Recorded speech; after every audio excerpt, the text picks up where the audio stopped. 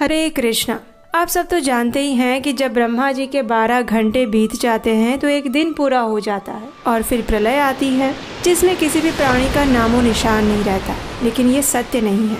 जी हाँ, एक व्यक्ति ऐसे हैं जो कि ब्रह्मा जी के एक दिन की समाप्ति पर भी जीवित रहते हैं। एक ऐसे महान ऋषि जिन्होंने 6 मनवंतरों तक घनघोर तपस्या की और उनके नाम पर एक प्रमुख पुराण भी है। यदि आपके मन में भी इस महान ऋषि के बारे में विस्तार पूर्वक श्रवण करने की उत्कंठा हो रही है तो हम आपको बता दें कि ऐसी इच्छा नैमिषारण्य में एकत्रित हुए ऋषि गणों के मन में भी हुई थी। इसका समाधान श्रील सूत गोस्वामी ने मार्कंडेय ऋषि की कथा सुनाकर किया था। तो चलिए पलटते हैं भागवतम के सुनहरे पन्ने और श्रवण करते हैं इस अत्यंत विस्मयकारी मार्कंडेय ऋषि की कथा का।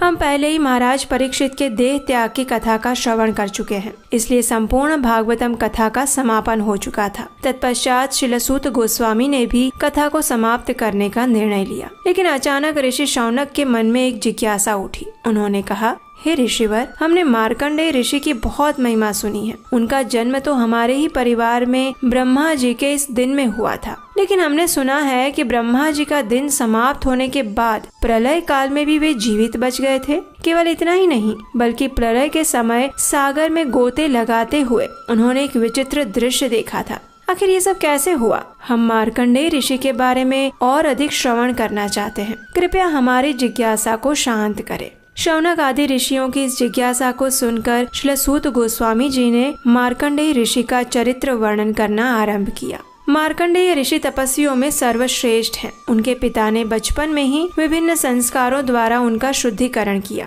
इसके बाद मार्कंडेय ऋषि ने ब्राह्मण के रूप में दीक्षा ली और ब्रह्मचर्य का पालन करने का व्रत लिया। वे वेदों का अध्ययन करते थे। सर्वदा शांत स्वभाव में स्थित मार्कंडेय ऋषि वृक्षों की छाल, जनेऊ, मेखला, मृग चर्म और हाथ में कमंडलू धारण करते थे। उनके लंबे केश जटाओं के रूप में बंधे रहते थे। कमल के बीजों की माला और कुश घास उनके पास सदा रहती थी। गुरु की आज्ञा का वे इस प्रकार कठोरता से पालन करते थे कि यदि गुरु उन्हें भोजन के लिए बुलाते तो ही वे भोजन ग्रहण करते, अन्यथा नहीं। श्री भगवान की आराधना के बल पर उन्होंने मृत्यु तक को जीत लिया था। ब्रह्मांड के सभी देवता और अन्य जीव भी इनका यशोगान करते थकते नहीं थे। वे अपने ब्रह्मचर्य व्रत से कभी भी च्युत नहीं होते, इसलिए उनका मन समस्त वेगों से रिक्त था। हिमालय के उत्तरी क्षेत्र में पुष्पभद्रा नदी के तट पर उनका आश्रम था। वहाँ का वातावरण अत्यंत रमणीय था। श्री भगवान पर ध्यान करते करते 6 मनवंतर कब बीत गए पता ही नहीं चला। 7वें मनु के शासनकाल में जब पुरंदर देवराज इंद्र के आसन पर विराजमान हुए तो मार्कंडेय ऋषि की घनघोर तपस्या को देखकर उन्होंने मार्कंडेय ऋषि का पतन करने की योजना बनाई। इस कार्य के लिए उन्होंने कामदेव और उनकी सुंदर अप्सराओं के साथ साथ गंधर्वों को भी चुना। उनकी सहायता के लिए उन्होंने मूर्तिमान वसंत ऋतु, लोभ, नशे तथा चंदन की खुशबू से भरी वायु को भी भेजा। और बस फिर क्या था, कामदेव देवराज इंद्र की आज्ञा पालन करते हुए अपनी सेना मार्कंडेय ऋषि के आश्रम में लेकर आ गए। वसंत ऋतु के प्रभाव से चारों ओर अत्यंत सुंदर पुष्पों की छटा बिखर गई। जब पवन ने इन सुगंधित पुष्पों को लेकर आश्रम में प्रवेश किया तो सारा वातावरण काम वासना से भर गया। लोभ तथा नशा भी मार्कंडेय ऋषि के निकट आ गए और तभी कामदेव गंधर्वों तथा अप्सराओं के साथ वहां आकर वाद्य यंत्र बजाते हुए गीत गाने लगे। पुंज की स्थली नामक एक अप्सरा गेंद से खेलने का प्रपंच करने लगी और उछलते कूदते हुए नाचने लगी। जैसे ही हवा का तेज झोंका आया तो उसके बाल बिखर गए और वस्त्र उड़ गए।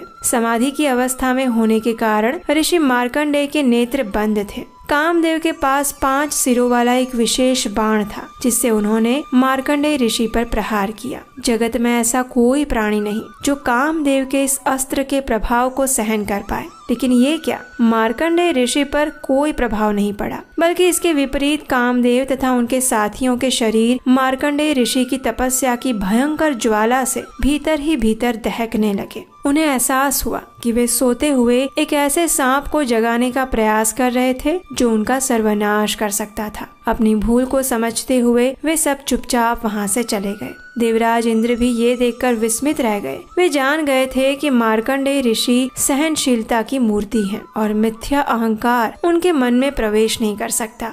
मार्कंडेय ऋषि की तपस्या से प्रसन्न होकर भगवान विष्णु ने उन्हें अपनी कृपा प्रदान करने का निश्चय किया। वे नर नारायण ऋषि के रूप में उनके समक्ष प्रकट हुए। नारायण ऋषि ने चतुर्भुज रूप धारण किया था और वह श्यामल वर्ण के थे और नर श्वेत वर्ण के थे। उन दोनों ने अपने हाथ में कमंडलू, बांस का दंड, कमल बीजों की माला और दर्भ घास ली हुई थी। उन्होंने मृग चर्म तथा वृक्ष छाल धारण की हुई थी। उनकी देह से बिजली के समान तेज निकल रहा था। वह तपस्या के साक्षात मूर्तिमान स्वरूप थे। मार्कंडेय ऋषि ने उन्हें देखकर दंडवत प्रणाम किया। उन्हें देखकर मार्कंडेय ऋषि का शरीर पुलकित हो उठा। अपने नेत्रों से बह रही आनंद की धारा के कारण मार्कंडेय ऋषि उन दोनों भगवान का दर्शन भी ठीक से नहीं कर पा रहे थे। रोमांच के मारे वे कुछ भी कह न सके और मन से ही उन दोनों का आलिंगन किया। इसके पश्चात मार्कंडेय ऋषि ने उन्हें बैठने के लिए आसन प्रदान किया। उनके चरण धोकर विधिवत रूप से उनकी पूजा की